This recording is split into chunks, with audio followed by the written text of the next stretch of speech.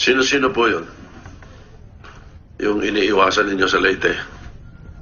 Sabi nyo, na Espinosa Drug Group na may involved na politiko. Ganun ba ang pagkakasabi nyo? Ganun na intindi ko eh.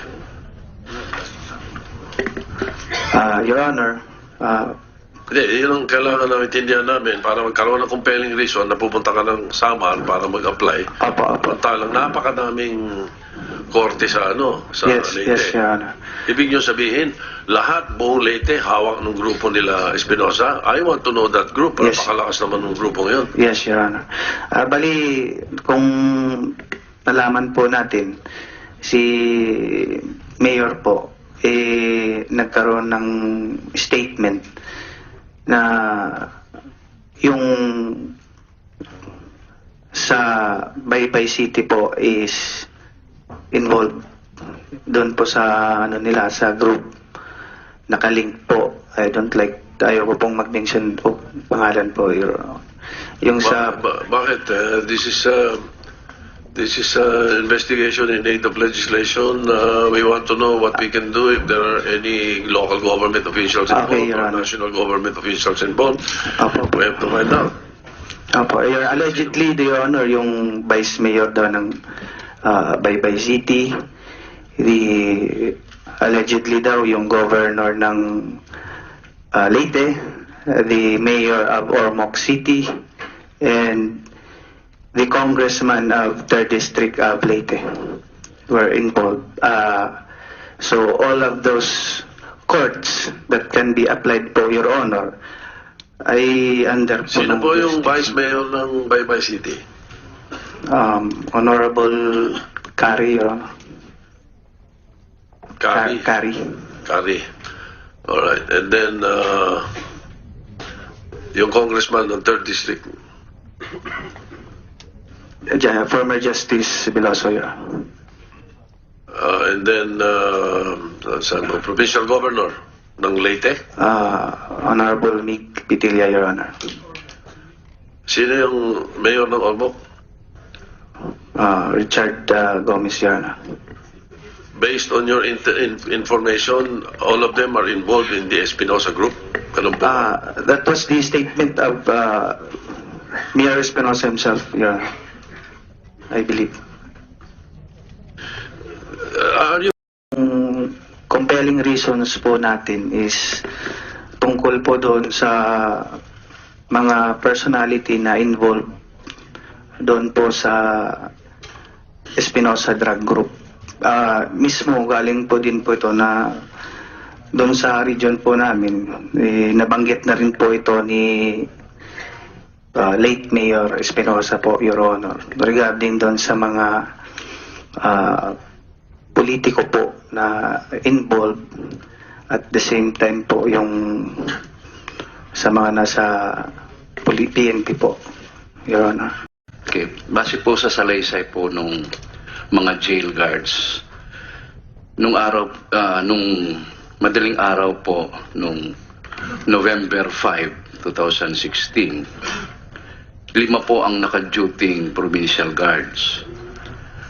Ang isa po ang nagsabi na si Donald. Yung isang guard po siya po nung makita niyang may mga approaching PNP vehicles, identified naman po marked vehicles, pumunta po siya sa kanilang opisina na nandun po yung CCTV monitor. So mas madali po kasing makita nila kasi mas klaro po yung CCTV monitor. And then nung makita nila na positive po na may parating at nandun na po yung mga kapulisan, lumapit po sila sa main gate ng provincial jail at tinanong nila po kung ano po ang pakay ng mga kapulisan. At sinabi naman po rin ng mga kapulisan na ang pakay nila during that time is to serve the search warrant. Subalit po, according po dun sa sinabi ng ating provincial guard, wala pong ipinapakitang search warrant during that time. So nagkaroon po ng medyo konting pagtatalo at nire-request po ng ating kapulisan na papasukin sila. So, base sa salaysay uli po ng ating guard, hindi po kagad nabuksan. Kaya po ang nangyari, napilitang pwersahin buksan ang gate dahil nga po yung isang padlock nasira at hindi na mabuksan.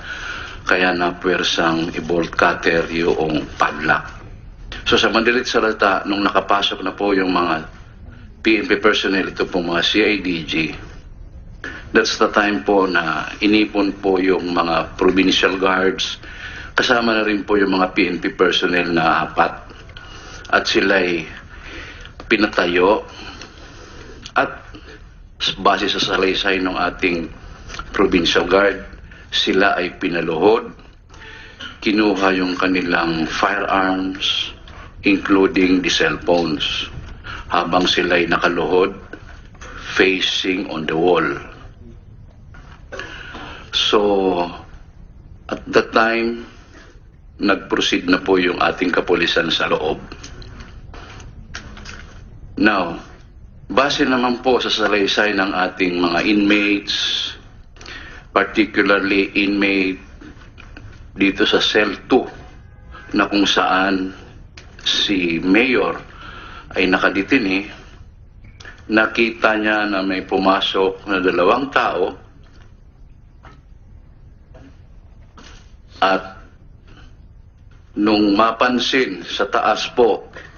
Kindly repeat that. Si Mayor nasa cell 1 o nasa cell 2? Cell 1 po. Cell 1. Okay. So yung nagsasalaysay yung nasa cell 2 po. So base sa sinasabi nung yung inmate na nasa loob ng cell 2, nakita niya na may pumasok na 2 kapulisan, at nung mapansin po nila na bukas ang CCTV monitor sa taas po nung building, bumalik po sa opisina. At nung wala na pong ilaw, bumalik po yung 2 at diretsong pumasok sa cell 1 kung nasaan si Mayor Espinosa. Ang pagkasabi rin po ng inmate na nasa cell 2, nung pagkapasok po ng 2 pulis, narinig niya ang sinabi ni Mayor Espinosa na, "Sir, huwag niyo akong plantiran, wala akong baril," at nagmamakaawa, sabi noong inmate na nasa cell 2 nung pag narinig niya. At nag-request pa raw itong si Mayor na iihi. At narinig uli na sinabi, "Wag na." And then after a few seconds, biglang may pumutok. Now, pagkatapos po nung, by the way, isisingit ko po, nakalimutan ko, may sinasabi pang isang pulis dito sa pathway po na merong isang pulis na nakatayo, na nung makita niyang nagsenyas ng pababa, doon po nagsimula yung putok at pumutok na rin po yung sa may cell 7. For the first issue,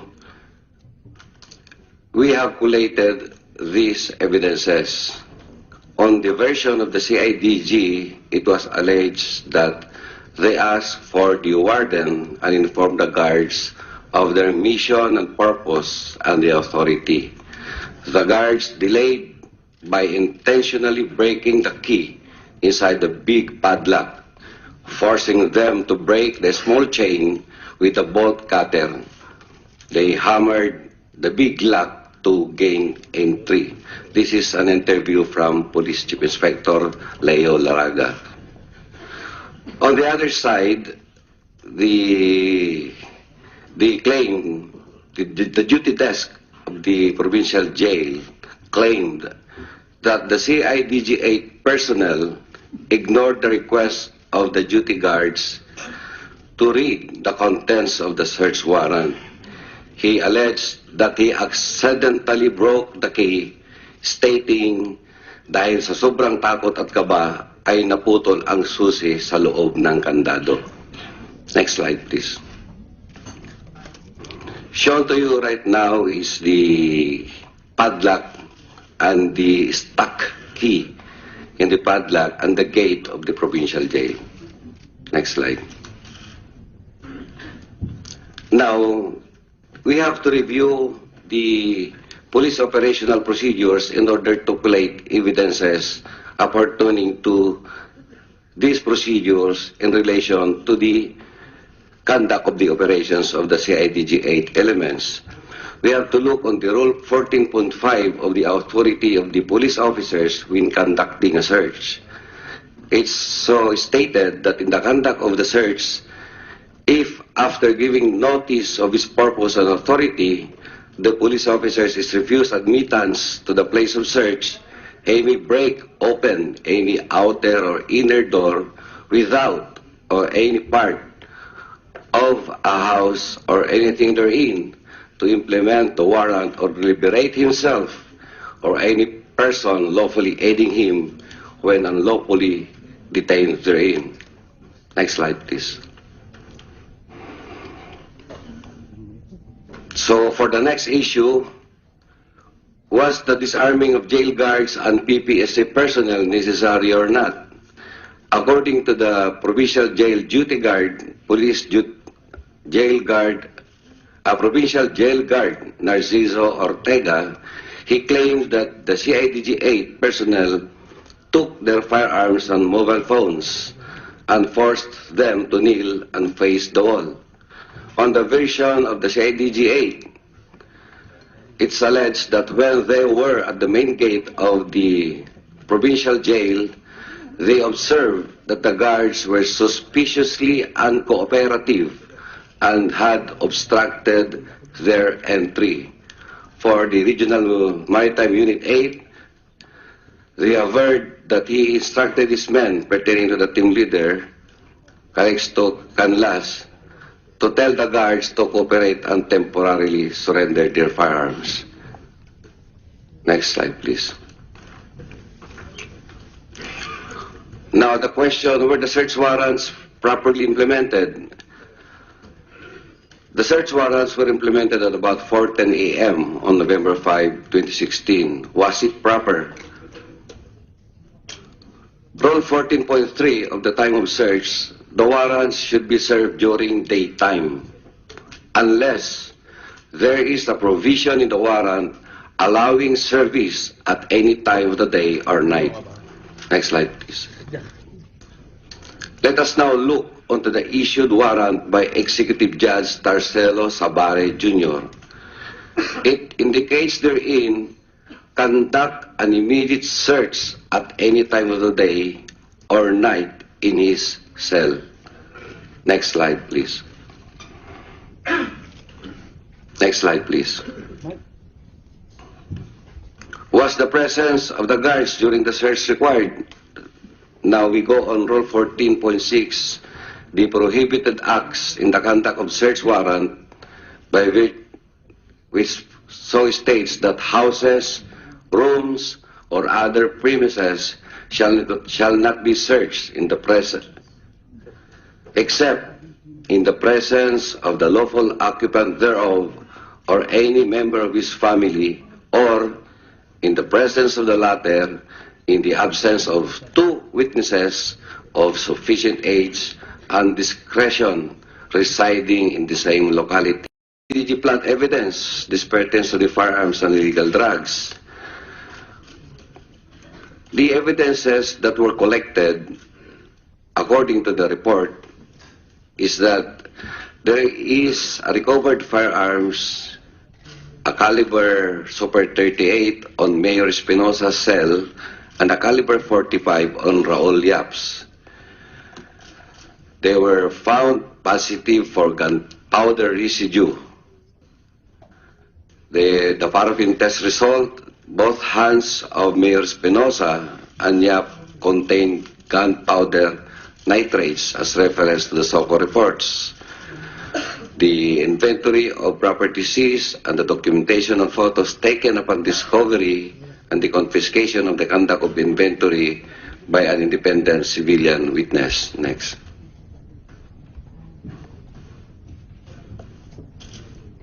So these are the receipts of the evidences. As to the planting of evidence, Your Honors, the time constraints of the CIDG investigators, we have not yet evaluated these documents. Next slides, please.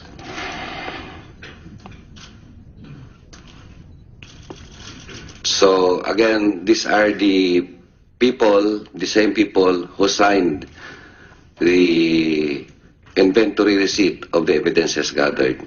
Next. The question now on number 5 is that the CIDG elements take the CCTV recorder and the 2 hard drives of the provincial jail. According to Provincial Jail Warden Bardelion and that of the Desk Sergeant Julio Julito Retana, they alleged that the CCTV recorder and hard drive went missing after the search. However, Police Superintendent Marvin Marcos denied that the CCTV recorder and hard drive were in their possession. They did not go to the jail's office where the said security recorder was in place. This is based on interviews only, Mr. Chair. Next slide, please.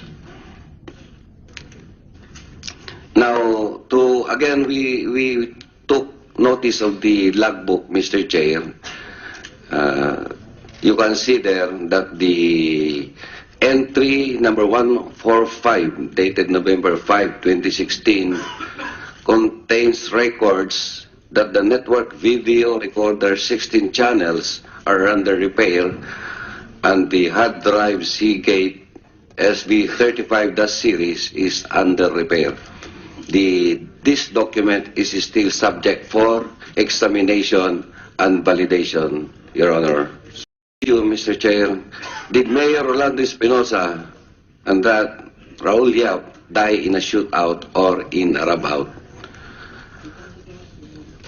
Inmate at cell number 2 claimed that before gunshots rang out, he overheard the mayor saying, "Huwag niyo naman ako plantiran, wala akong baril at patalim." That is inmate Dondon Palermo, Mr. Chair. And for the CIDG 8, they claim that they were fired upon by Mayor Espinosa as they were about to implement the search warrants, prompting them to fire back. That is the statement of Police Chief Inspector Leo Laraga.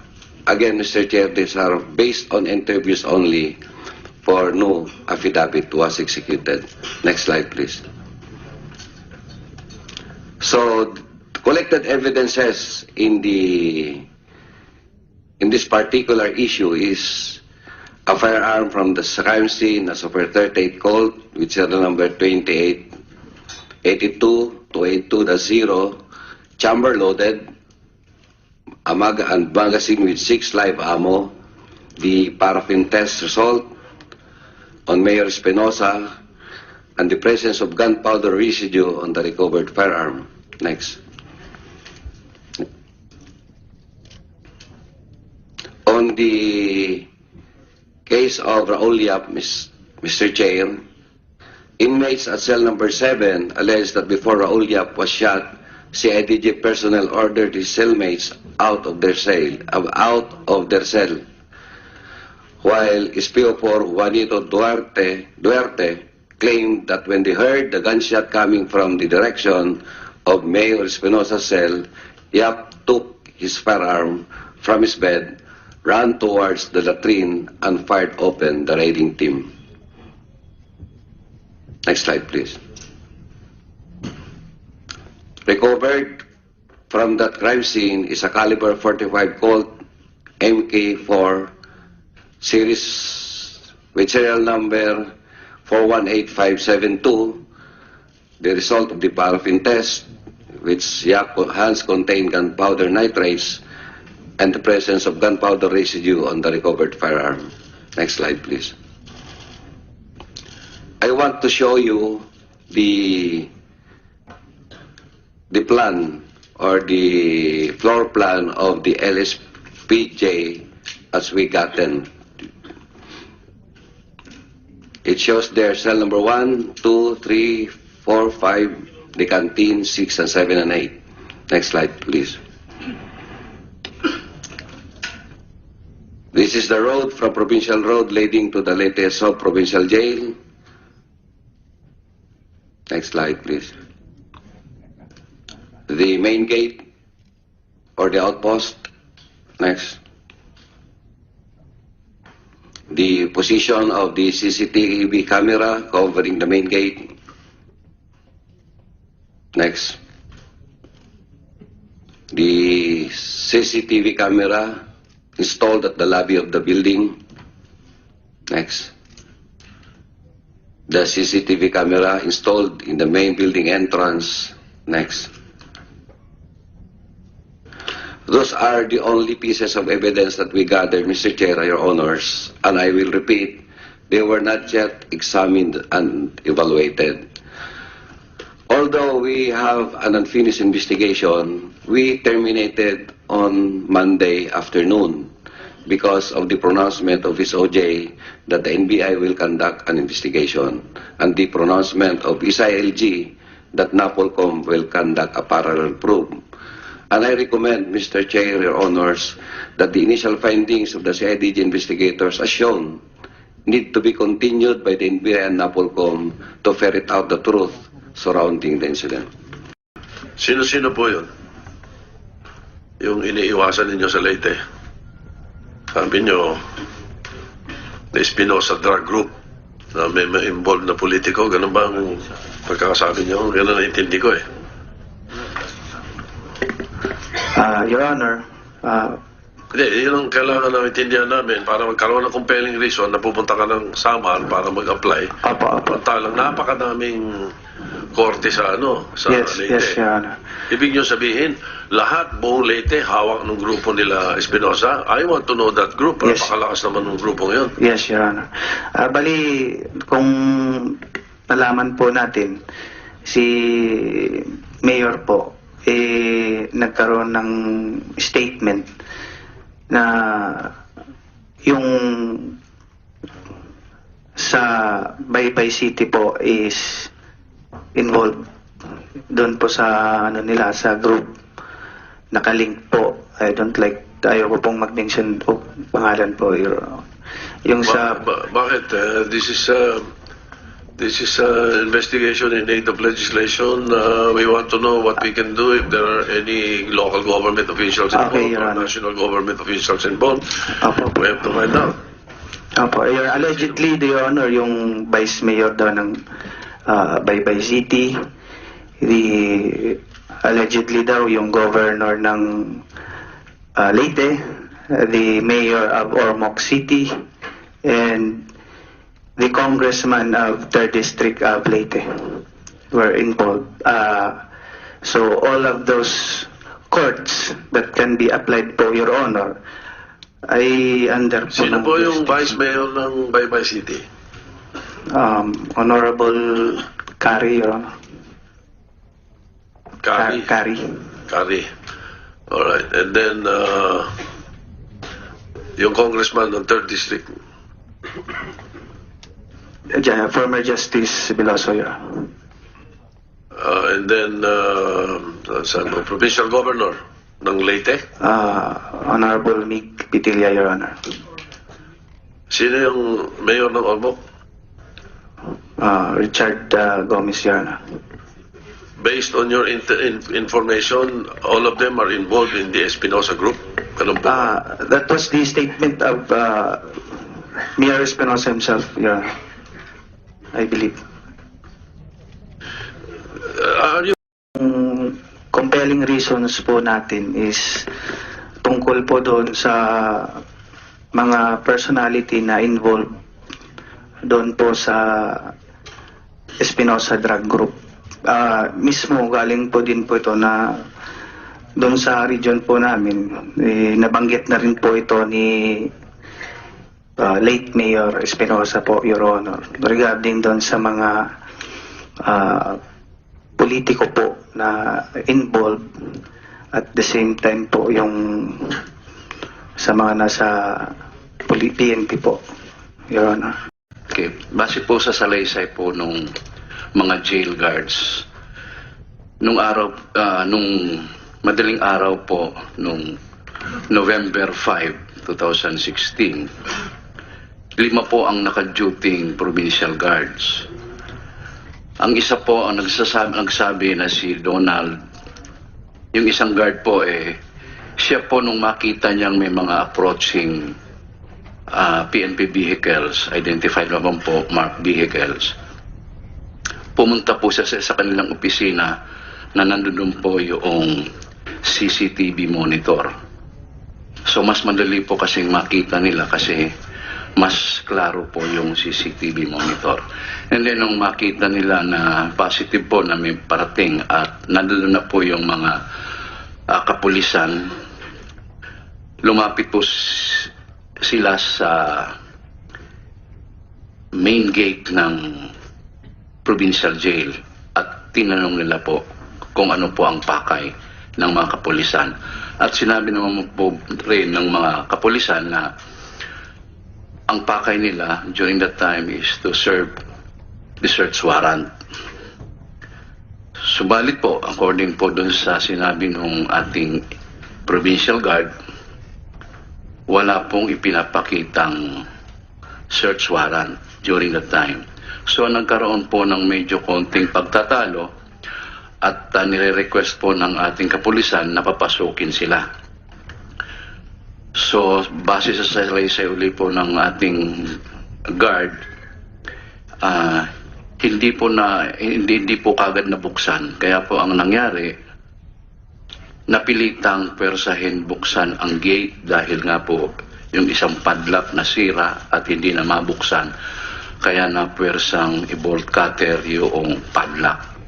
So sa madalit salita, nung nakapasok na po yung mga PNP personnel, ito po mga CIDG, that's the time po na inipon po yung mga provincial guards, kasama na rin po yung mga PNP personnel na 4 at sila'y pinatayo at base sa salaysay ng ating provincial guard, sila ay pinaluhod, kinuha yung kanilang firearms including the cellphones habang sila'y nakaluhod facing on the wall.